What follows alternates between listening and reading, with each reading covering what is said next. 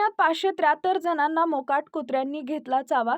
जिल्हाधिकारी यांनी लक्ष देण्याची विजय लहाणे यांची मागणी। कुत्र्यांच्या निर्बीजीकरणाची मोहीम फेल झाल्याची विजय लहाणे यांचा आरोप। तत्काळ उपाययोजना न केल्यास जिल्हाधिकाऱ्यांना घेराव घालण्याचा वंचितचा इशारा। जालना शहरात मोकाट कुत्र्यांची संख्या वरचेवर वाढत असून नागरिक दहशतीखाली असल्याने जिल्हाधिकारी मॅडम यांनी या गंभीर बाबींकडे लक्ष द्यावे अशी मागणी वंचित बहुजन आघाडीचे युवा जिल्हाध्यक्ष विजय लहाणे यांनी केली आहे। आज दिनांक 16 रोजी रविवारी सायंकाळी 5:30 वाजेच्या सुमारास माध्यमांशी बोलताना लहाणे म्हणाले की मागील 2 महिन्यात 573 जणांना मोकाट कुत्र्यांनी चावा घेतला असून त्यापैकी काही जण गंभीर स्वरूपाचे जखमी आहेत। मनपाच्या वतीने मोकाट कुत्र्यांना पकडण्याची आणि निर्बीजीकरणाची मोहीम चालू असल्याचं सांगण्यात येते, परंतु 30 लाखांचं टेंडर काढून किती कुत्री पकडली आणि कुठे सोडले याचं उत्तर मात्र गुलदस्त्यात असल्याचं ते म्हणाले आहेत। ज्या परिसरामध्ये कुत्रे पकडून ठेवले जात असल्याचा दावा मनपा करत आहे, त्या परिसरात 2 मोठ्या शाळा असून हजारो विद्यार्थी त्या परिसरामध्ये शाळेत ये-जा करतात।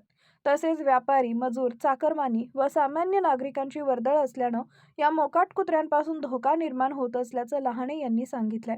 जिल्हाधिकारी मॅडम यांनी या सर्व बाबींवर विशेष लक्ष घालून मोकाट कुत्र्यांचा बंदोबस्त करण्याची विजय लहाणे यांनी मागणी केली आहे।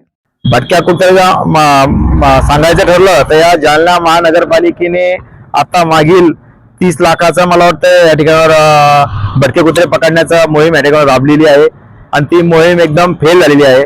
कारण ते कुत्रे पकडून घेऊन चालले आणि 2 ते 3 दिवस कुत्र्याला त्या ठिकाणी ठेवल्या जातं, त्याची काही नसबंदी वगैरे केल्या जाते आणि ते कुत्रे त्या ठिकाणावर सोडले जातात। जिथं ते कुत्र्या पकडून आणले जातात आणि जिथं त्यांची नसबंदी केली जाते त्या ठिकाणी चाकर मानायची आणि शालेय समितीच्या ज्या लेकरं आहे शाही जाणारे तर त्यांची तर परेशानी होतच आहे त्या ठिकाणावर।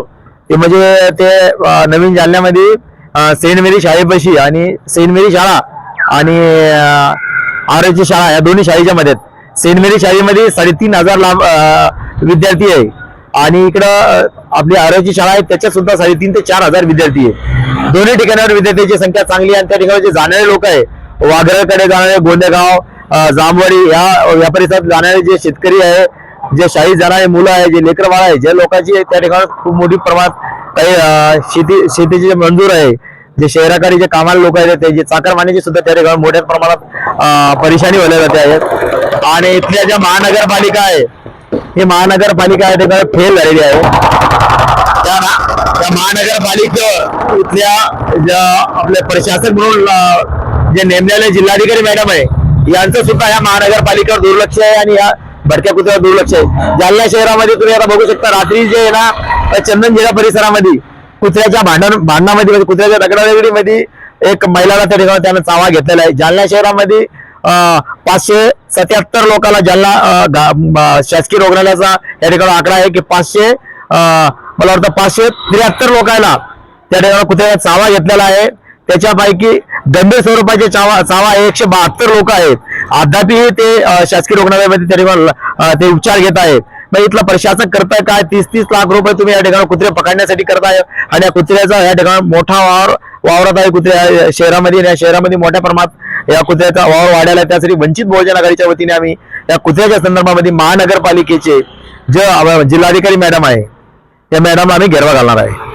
मुक्तेश्वर द्वारला आता तुम्ही बघू शकता तर मुक्तेश्वर द्वारला सुद्धा आपण बघितलं आता तिथे चहा घ्यायला लोक बसेल आहे आणि इथं बाजूलाच एक हॉस्टेल आहे लेकरायचं मुली आणि त्या ठिकाणी मुलाचं हॉस्टेल आहे। त्या ठिकाणी त्यांना सुद्धा त्या ठिकाणी जर परिसरात लोकांना जर बाहेर निघायचं असेल तर भीतीचं वातावरण तयार झालंय।